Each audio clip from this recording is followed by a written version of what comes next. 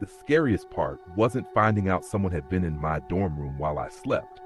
It was realizing they'd been there for weeks and I'd been talking to them the whole time. This happened during my sophomore year, fall of 2022, at a state college in upstate New York. I lived in a standard freshman overflow dorm. Cinder block walls, twin XL bed, a desk that smelled faintly like disinfectant and old coffee. Most nights were loud, people yelling in the hall, doors slamming, someone always microwaving ramen at 2 a.m. I usually slept with earbuds in. Rain sounds, nothing special. The first weird thing was small, easy to ignore. I'd come back from class and notice my chair wasn't tucked in the way I left it, or my desk lamp was angled differently. I figured my roommate Kyle was messing with my stuff, but Kyle had moved out 2 weeks earlier. Transfer student. Didn't say goodbye. I shrugged it off. One night around 1:30 a.m. I heard soft movement in the room, like fabric shifting. I pulled one earbud out. "Hello?" I said. Nothing. I checked my phone, no missed calls, no texts. I told myself it was the radiator. A few days later, my keycard stopped working. The front desk said it was a system glitch. They reprogrammed it. When I asked if anyone else had access to my room, the guy just laughed and said, "Only you, man." That night I found muddy footprints near my window. Just one set, size 10 maybe, my size. I cleaned them up with paper towels and didn't report it. I don't know why. I didn't want to look paranoid. After that, things escalated. I started finding notes, sticky notes, yellow ones, short messages. "Don't forget your charger. You left your light on." They were always accurate, always helpful. I thought maybe Kyle was messing with me. I texted him. He swore he hadn't been back on campus. One night, I stayed up late studying. Around 3 a.m., I heard breathing. Not mine. Slow, controlled, coming from the other side of the room. I froze, didn't move, didn't even blink. Then the breathing stopped. In the morning, I noticed my closet door was open. I always kept it closed. Inside, taped to the wall, was another note. "You snore sometimes." That's when I called campus security. They searched the room, found nothing, no signs of forced entry, no one on the hallway cameras. They suggested stress, finals, too much caffeine. That night, I set my phone to record audio and pretended to sleep. Around 2:47 a.m., the recording picked up movement. A soft click, fabric brushing against fabric, then a whisper. My name. I sat up and turned on the light. The closet door was open again. Inside, crouched behind my coats, was a guy I recognized. He lived 2 floors down. I'd talked to him before, in the laundry room, in line at Starbucks. We joked about dorm food. He smiled when the light hit his face. "I just wanted somewhere quiet," he said. Campus police arrested him. They said he'd been slipping into empty rooms all semester, memorizing schedules, hiding when people slept.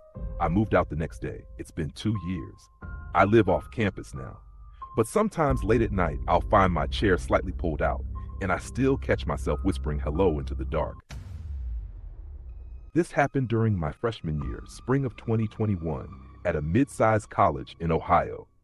The kind of campus with brick buildings, old trees, and dorms that all smelled like bleach and burned popcorn. I lived alone in a single room on the 3rd floor. Lucky assignment, everyone said. No roommate, more space, more quiet. Most nights I studied with my window cracked open. You could hear distant traffic and the low buzz of the campus power plant. It helped me sleep. The first strange thing happened during finals week. I came back from the library around midnight and found my trash emptied. Fresh liner, neatly tied. I hadn't taken it out. I figured the janitor came early, even though cleaning was usually in the mornings. A couple days later, my desk drawers were rearranged. Nothing missing, just different. I laughed it off, thought I was overtired. Finals do that to you. Then I started hearing my door. Not opening, just the handle moving, slowly, like someone testing it. It happened almost every night around 2 a.m. I'd hold my breath and stare at the door. The handle would stop, silence, then footsteps walking away. I emailed housing. They said it was probably drunk students. Told me to lock my door. I already was. A week later, I noticed my shower towel was damp, cold, like it had just been used. That night, I stayed awake. At 1:58 a.m., I heard the click again. The handle didn't move this time. Instead, there was a soft knock. 3 taps. I didn't answer. After a long pause, a voice spoke through the door. "Lucas?" It sounded like my RA. Same tone, same relaxed confidence. "Just checking on you," the voice said. I stayed silent. The footsteps walked away. The next morning, I asked my RA if he'd stop by. He looked confused, said he hadn't worked nights all week. That night, I barricaded the door with my desk chair. I turned on my lamp and pretended to sleep. At 2:03 a.m., the door unlocked. My heart dropped. The chair scraped across the floor as the door pushed inward. Someone stood there, just inside the doorway. I couldn't see their face. The hallway light was behind them. They didn't move. They whispered my name again. Then they said, "You lock your door now." They stepped back and closed it gently. Campus police found fingerprints on my handle the next day, belonging to a former maintenance worker, fired months earlier. He'd kept a master key. They never found him. I moved dorms, different building, different floor. My name is Eric W. This happened during my sophomore year at a state college in Western Pennsylvania, fall of 2019. I lived in Hawthorne Hall, old building, built in the 70s, brown carpet, yellow lights, always smelled like cleaning spray and burnt popcorn. I was a resident assistant, night duty, mostly just breaking up noise complaints and filling out reports. The 4th floor was usually dead after midnight, except for one thing. Room 417. It was listed as vacant, locked, no key issued. Maintenance storage, technically. But every night, around the same time, I'd hear it.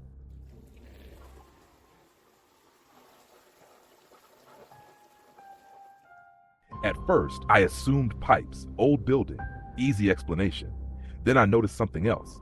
The light under the door would turn on, always for about 5 minutes, then off. I mentioned it to the hall director. She frowned, said the room had no power. I laughed it off. A few nights later, during rounds, I walked past 417 and heard movement inside. Not water, footsteps, slow, like pacing. I knocked, no answer. I pressed my ear to the door.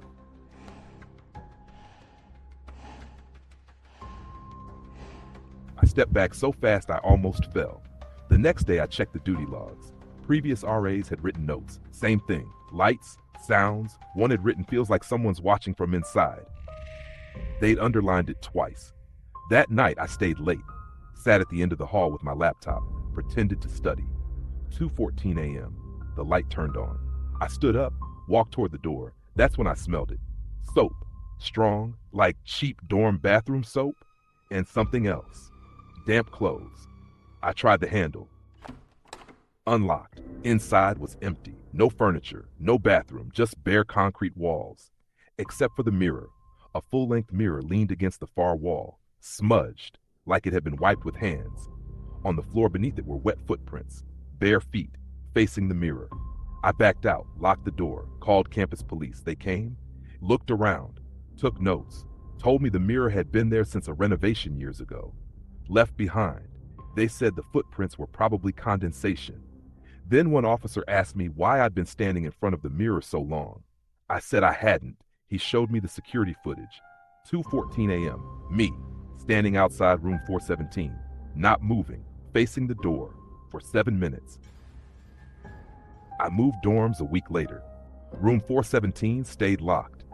But sometimes, when I wake up in the middle of the night, I smell soap.